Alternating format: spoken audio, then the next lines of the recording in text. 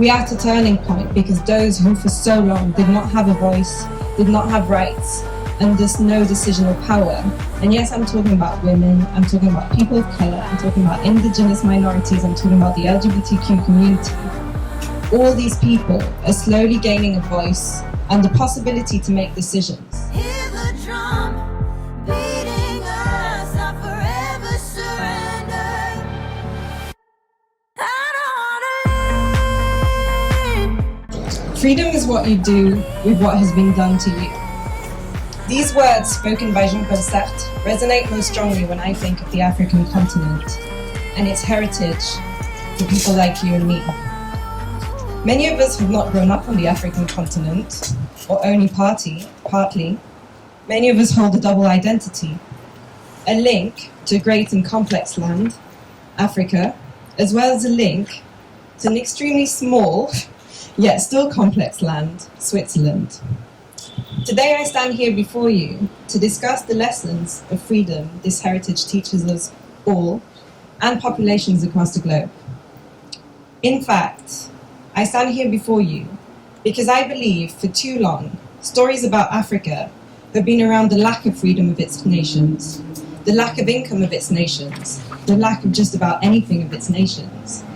Not only for many reasons, this is factually misleading and untrue, it is also highly detrimental to both its people present on the continent, as well as its long lineage of descendants which spread across the world.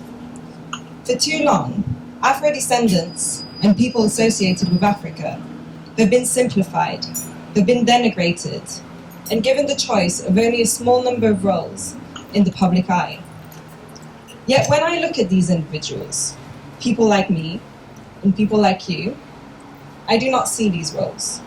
I do not see these stereotyped public truths. Instead, I see pioneers from whom we have a lot to learn. As the world finds itself in the midst of a turning social and ecological point, it is imperative we learn. And I don't mean to be alarmist, but probably learn quite fast. From our past and from those who have had to make use of innovation long before nerdy marketing people started to discover that word. Those ingenious humans, those with real answers, are the same we repeatedly publicly ignore. Yet, who better to teach us about how to deal and survive in a reality where your social norms, culture, nature, and technology are rapidly changing or being demolished than those who have faced the same challenge for over 400 years? It is in fact this question which guided me to stop seeking help from wealthy white men for the development of my organization, but rather seek answers from wisdom-rich black women. Indeed, 8 months ago, I was feeling rather frustrated by the lack of opportunities for people like me.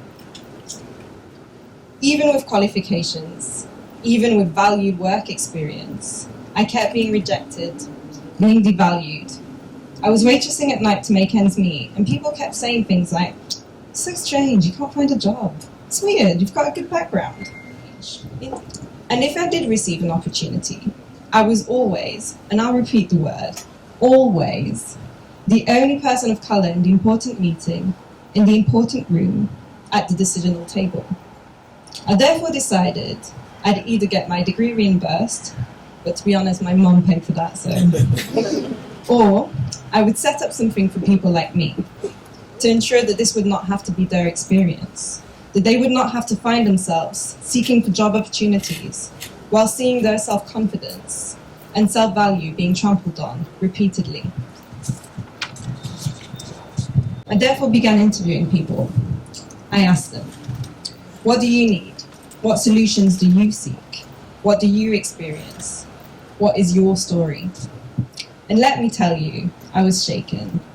Because my sub-story with my degrees and job opportunities was nothing in contrast to the resilience I met again and again and again. These people are the inspiration, the answer, the meaning, and in fact they have become the organization we are now setting up. Indeed, through these meetings, what was once a lonely and unclear project has now become Safro, an organization wishing to build Afro synergies in the Swiss and European community to develop social, cultural, and economic projects. We are now a committee of 6 people, with 4 main projects designed and conceptualized from the research conducted over the past 8 months. Safro shall be launching its platform on the 30th of September, with 1 digital project aiming to sensitize the greater public on issues which concern the Afro community, a research project pushing for more concrete information regarding the realities and social inequalities of Afro descendants, a federation project which aims to organize a Swiss Afro Forum for all interested in organizations in order to open dialogue between different actors, as well as set a clear list of common political objectives to be implemented and generate true social change. And finally, an economic platform with the goal of creating a sustainable economic system within the Afro community, which is overrepresented in lower income classes. Finally, Safro is seeking to financially innovate as a social business rather than function as a classical non-profit organization and become independent for its own activities, supporting Afro entrepreneurs and organizations. Our goal is to truly create a circular model where members, partners, and the team all profit from the existence of Safro, but also the experience of those involved. It is a highly ambitious project, yet I believe it is simply necessary. We as a community aim high. We as people full of unvalued abilities challenge ourselves and break the barriers which have been set for us. Additionally, I am confident it shall work. And this is why. As many things have been done to Afro-descendants, we have had to make use of collective intelligence throughout history to survive. From braids, to music, to dialect, to symbolism, all those are unvalued demonstrations of how those on the continent and those forced far away use collective intelligence to preserve their knowledge, culture, and therefore survival.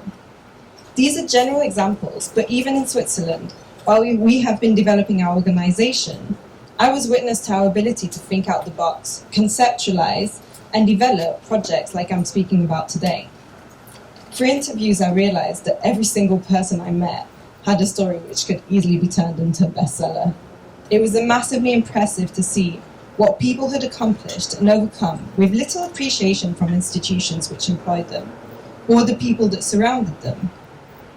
Safro simply identified this market and is now materializing it. Not only do I believe in us and our case, well actually our cause, I also believe that many institutions are making the huge mistake to underestimate the knowledge that minorities derive from their experience.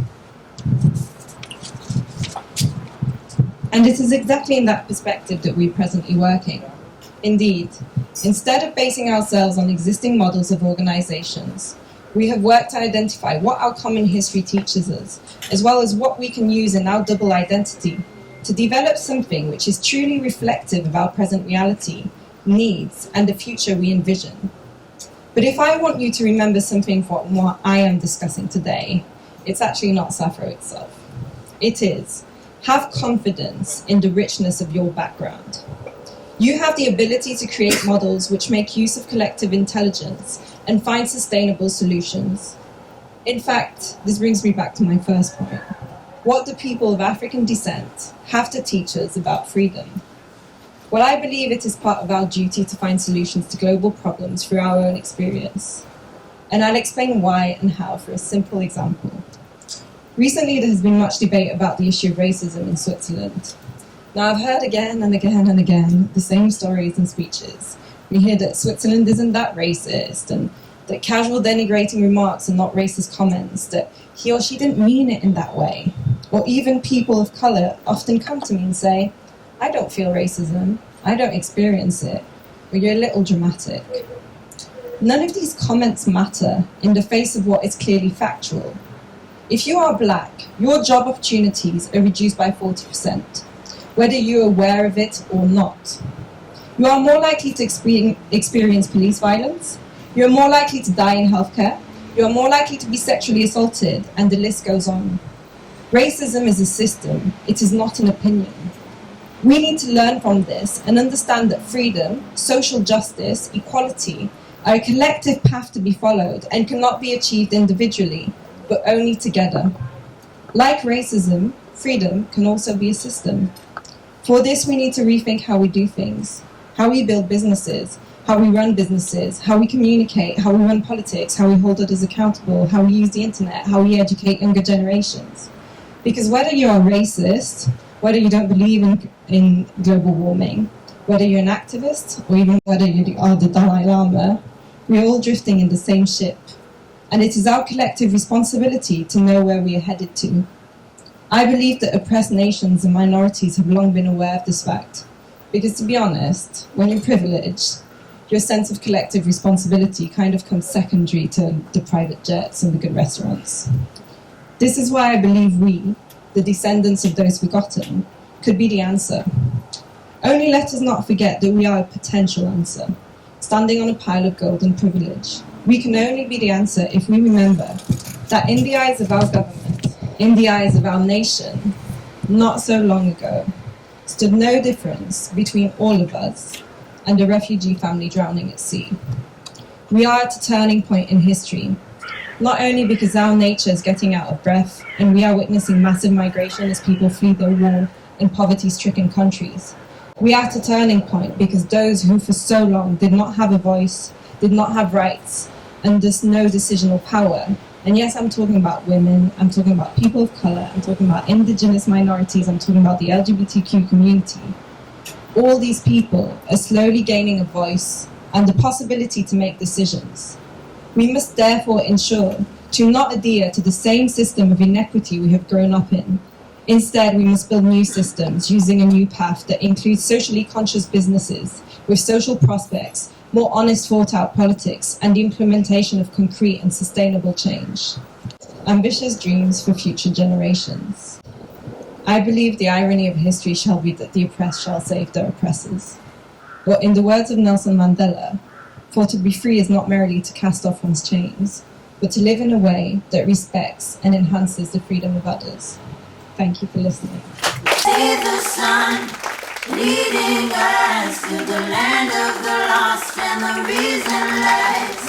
Hear the drum beating